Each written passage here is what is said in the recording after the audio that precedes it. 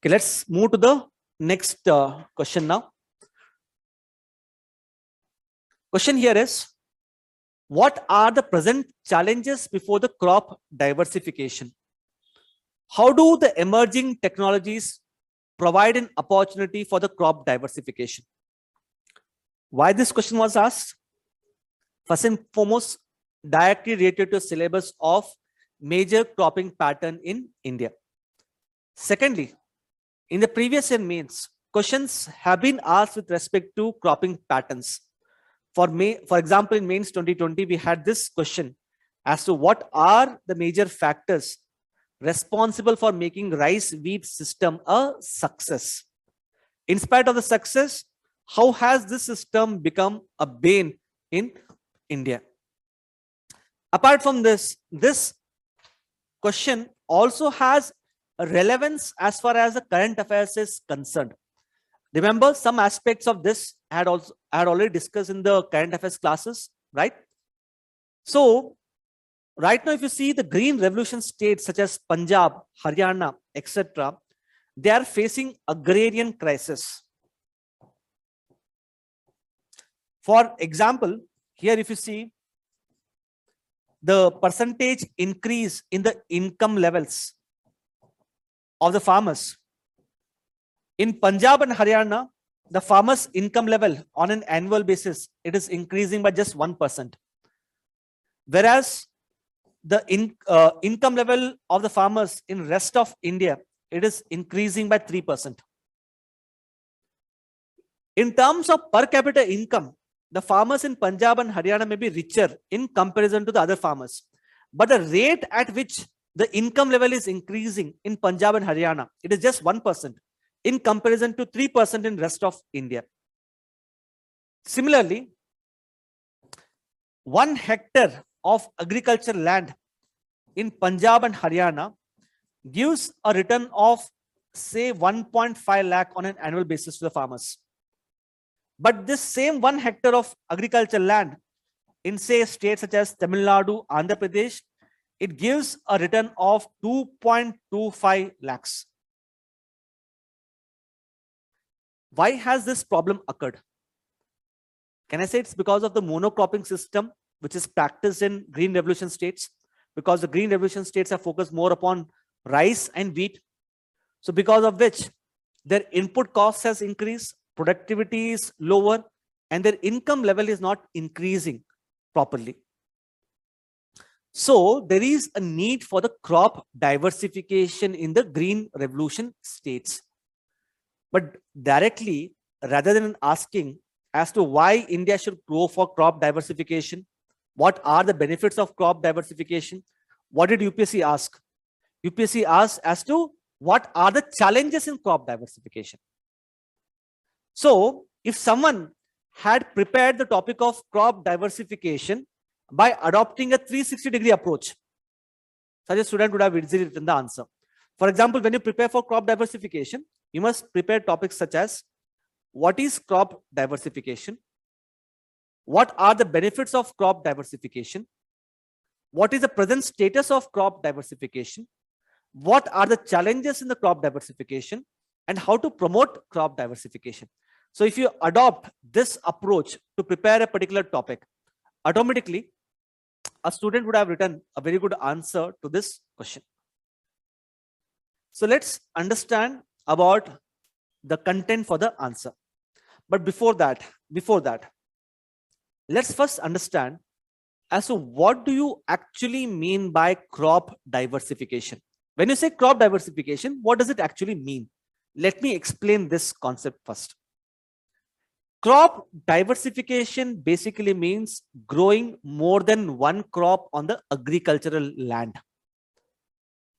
Growing more than one crop on the agricultural land. Farmers should not be dependent on just one crop. Farmers should grow multiple crops on the agricultural land. This is one dimension. Second dimension of crop diversification is that by growing multiple crops on the agricultural land, there should be a shift in terms of cropping pattern and in terms of production basket. So when we say crop diversification, two things are must. One, we must grow more crops on the agriculture field, not just one crop. And this diversification should lead to shift in the cropping pattern and shift in the production basket of agriculture. That is how you must see agricultural diversification or the crop diversification. Unless you don't understand the concept of agricultural diversification, you'll not be able to write a good answer to this question. Are we clear on this, all of you? Okay. Now, let's understand the content to the answer as to what all points you could have incorporated. So you have this mind map. So as you can see, first and foremost, what is the meaning of crop diversification? Need, what is the present status? What are the initiatives? What are the challenges? And how technology helps in crop diversification. So let's look at this. As I said, I've already discussed the meaning, growing more than one crop on the agriculture land so that it leads to shift in the cropping pattern and production of crops at an all India level. Question is, why do we need crop diversification? First and foremost, see, in case of India, what has happened is there has been increase in the per capita income of the people. Because of increase in the per capita income, people have shifted the consumption pattern from food grains to more of protein-based foods. So now people would want to consume more protein-based foods such as egg, fish, meat, milk, pulses, and so on. Now people also want to consume more of fruits and vegetables. But look at the production basket of agriculture. Production basket of agriculture is still dominated by just food grains, whereas the consumption pattern the people has shifted from food grains to more of protein-based foods. And if you look at these protein-based foods, the fruits and vegetables, can I say that they will provide for nutritional security to the people, right? Because pulses, oil seeds, the fruits and vegetables, they will provide for micronutrients, they will provide for vitamins. And that is one of the reasons as to why people are suffering from the undernutrition in India. So by growing multiple crops, we will be able to solve the problem of nutritional security in India.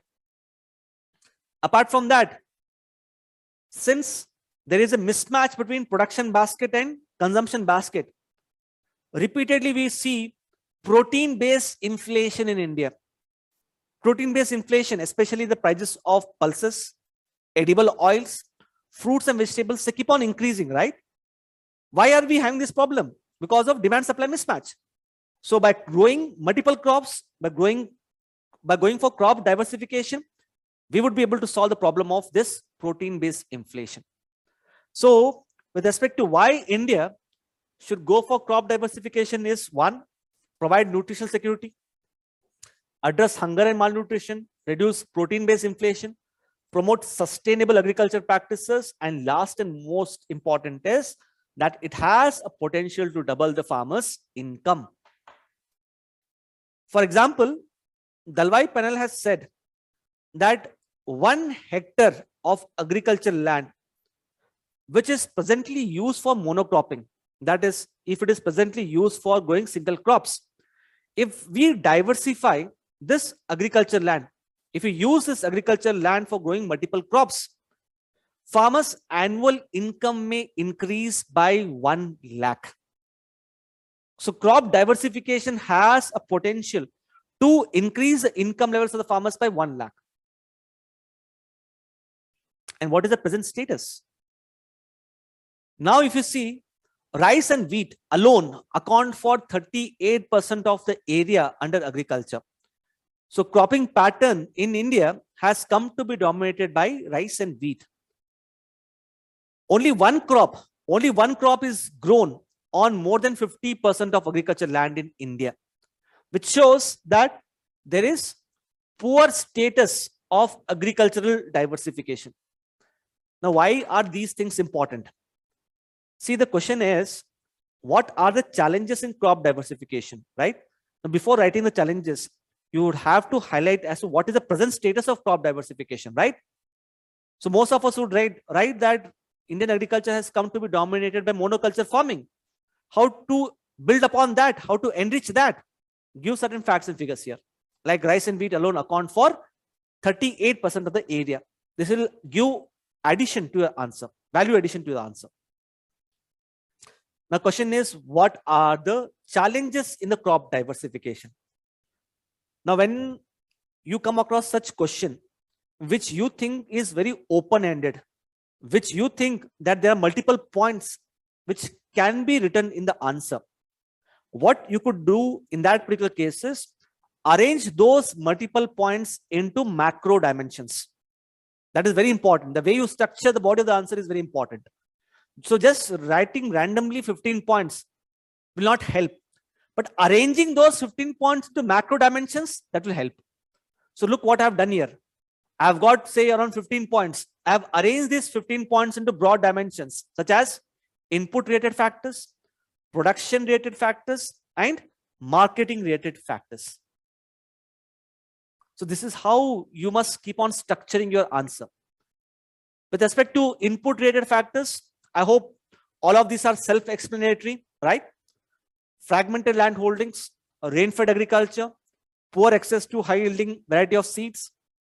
So in most of the cases, it is just rice and wheat in which we have high-yielding varieties, lack of access to credit, capital intensive, mostly like fruits and vegetables. If the farmers want to grow, the farmers would need more amount of money. So these are the input related factors. Production related factors. Now, for example, let's say a farmer wants to grow mangoes, oranges, etc., horticulture crops. Now, can I say the gestation period in the horticulture is quite longer? Like the farmer will not get immediate returns, right? The returns will take time after 4 to 5 years. Whereas if the farmer is growing rice, wheat, he'll get immediate returns. So gestation period is higher in some of the crops. Second, the cropping intensity is lower in India. Cropping intensity means how many crops can be grown on a single agriculture land in a year. Cropping intensity means how many crops can be grown in a single year on the agriculture land. Cropping intensity in India has always remained lower.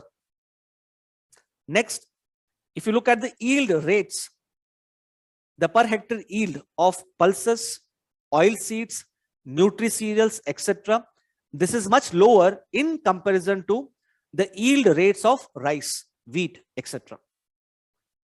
What are the marketing related factors? One, MSP regime, which is quite self-evident because the government provides for guaranteed procurement of just rice and wheat, whereas for other agriculture commodities, procurement mechanism is not very strong. APMC regime is very restrictive in nature. Now, for example, let's say a farmer is growing oil seeds such as groundnut, sunflower, etc. Ideally, the farmer should be allowed to sell these agriculture commodities directly to a food processing industry so that these oil seeds can be converted into edible oils. But are we giving that flexibility to the farmers? No. The farmers are required to sell these oil seeds compulsorily in the APMC regime. So farmers don't get good prices on the oil seeds. Similarly, when the farmers are selling fruits and vegetables, they are not allowed to sell the fruits and vegetables directly to the processor. They have to sell the fruits and vegetables in the APMCs. They don't get good prices. So there is higher post-harvest losses, especially in fruits and vegetables. And there is large-scale volatility in the prices. Now, for example, if you look at tomato, potato, onions, don't you think there is large-scale volatility in these commodities, right? In 1 year, suddenly the prices of these commodities skyrocket to an all-time high. And immediately next year, they drop down. So you must have heard stories of farmers throwing away the tomatoes on the roads because they're not getting good prices. So when they don't get good prices, why will the farmers go for going off these crops? Apart from that, the last year's economic survey had provided for a unique phenomena which we have witnessed in India called as cobweb phenomena in the pulses. Cobweb phenomena. Cobweb phenomena talks about the price volatility in terms of pulses. So the economist survey had highlighted that in 1 year, the prices of pulses increase, and immediately in another 1 or 2 years, they drop down. So whenever there is large scale volatility in the prices, the farmers will not be assured of how much prices they will get on their agricultural produce. But if the farmer is going rice and wheat, he is getting assured prices, which is in turn preventing the agricultural diversification. And lastly, the export policies in case of India are considered to be very restrictive in nature. Especially if you've seen that whenever the prices of onions in the market increase, immediately the government puts a ban on the export of onions. At the same time, the prices of onions in the international market could have increased. So if you had allowed the farmers to export onions to the other countries, farmers would have got higher prices. But the government puts a ban on the export of onions. So farmers will not be able to realize good prices. So these are multiple factors which have hindered the agricultural diversification. Now, how technology can help in crop diversification? First and foremost, biotechnology can lead to development of high yielding and pest resistant varieties. Information and communication technology can provide access to credit to the farmers. It can promote agricultural mechanization.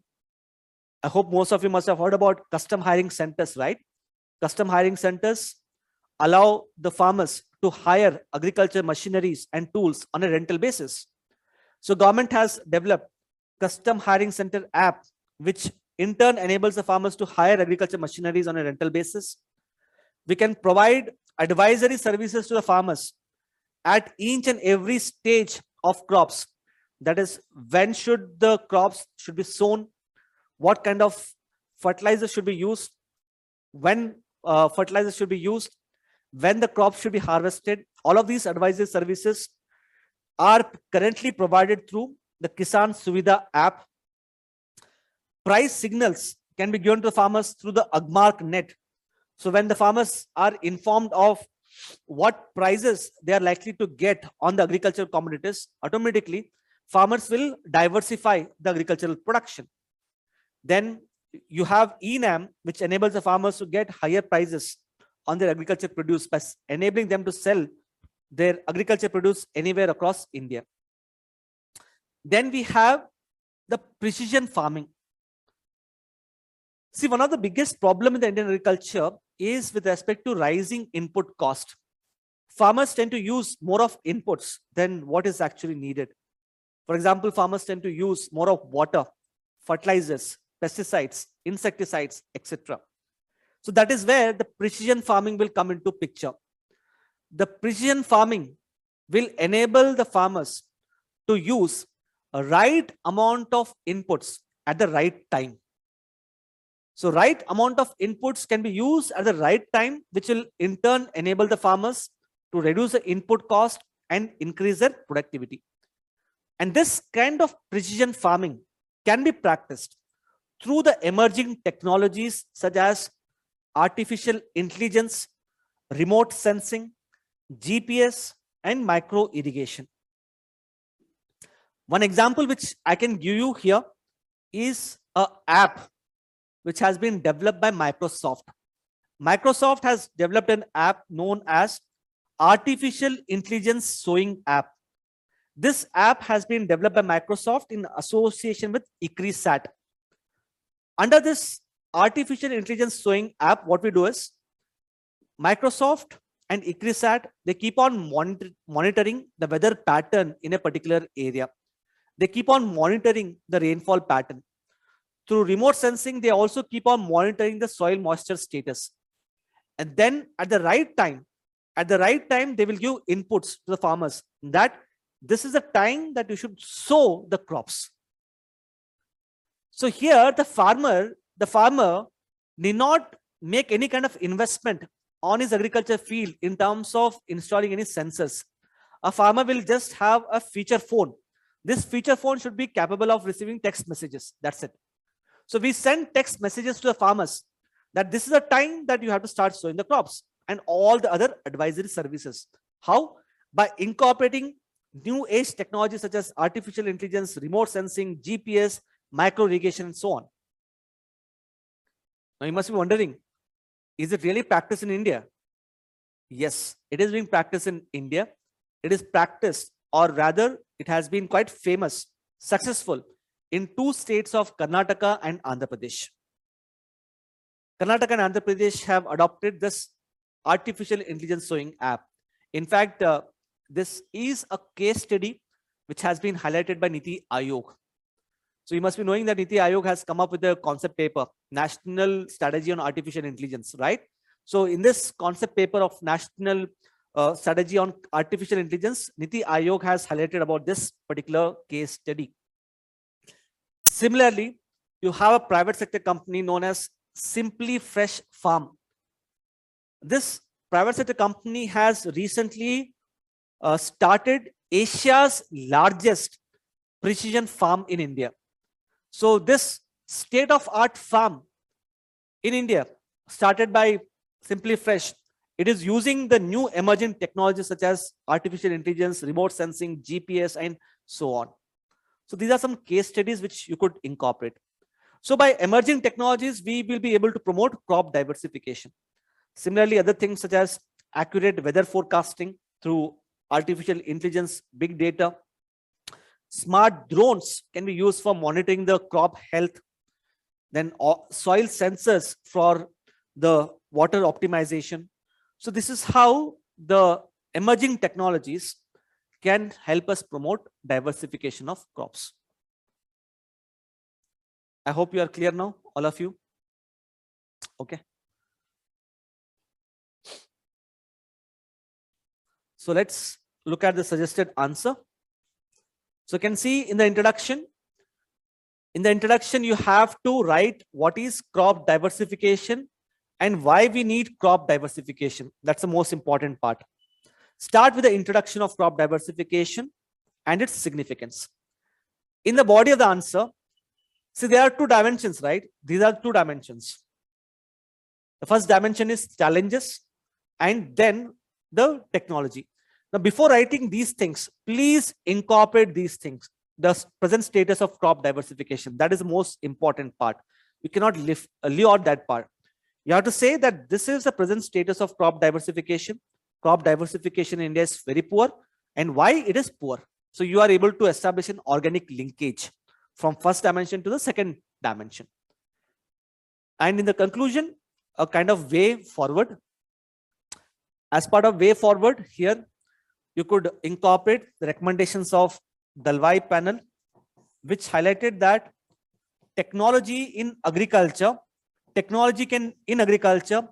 can make agriculture more industrialized. It can create creative disruptions. It can create creative disruptions, positive disruptions in the agriculture. So you can have written in the conclusion part as to how you could have enriched the answer. One, present status, as I said, this is very important. Substantiate that with data. Government's initiative for crop diversification. So we are presently implementing crop diversification program, which is part of Rashtriya Krishi Vikas Yojana. This program is presently implemented in the green revolution states, that is Punjab and Haryana. And when you're writing the second part, how do emerging technologies provide an opportunity for crop diversification? Rather than just writing that this is how biotechnology will help, or this is how ICT will help, and so on, please incorporate important case studies. This will give a much value addition to the answer. For example, you could have incorporated case studies such as Agmark Net, ENAM, Custom Hiring Center app, and so on. So let's look at the answer. So you can see crop diversification refers to growing of more than one crop in the agricultural land so that it leads to shift in the cropping pattern at an all India level. Crop diversification can address hidden hunger, reduce inflation, promote sustainable practices, and double the farmers' income. And then I have incorporated this diagram to show as to what is the crop diversification. And then in the body of the answer, as I said, start off with the present status of crop diversification. So there, as you can see, I've written post-green revolution, cropping pattern has come to be dominated by rice and wheat, leading to monoculture farming. India's food grain basket is dominated by rice and wheat. More than one crop is grown on less than 50% of the area. So this is the present status. And then you can establish a linkage. What are the reasons for the poor status of crop diversification? So 3 distinct dimensions and bullet points. And then the second part, the emerging technologies can help in promoting crop diversification through 1, 2, 3, 4, 5 points. And last is a conclusion. So you can read the conclusion. Thus, going forward, we need to focus on these emerging technologies to make agriculture more industrialized, usher in constructive disruption, and promote crop diversification. Are we clear, all of you? Yes? Okay, let's move on to the last question of the day.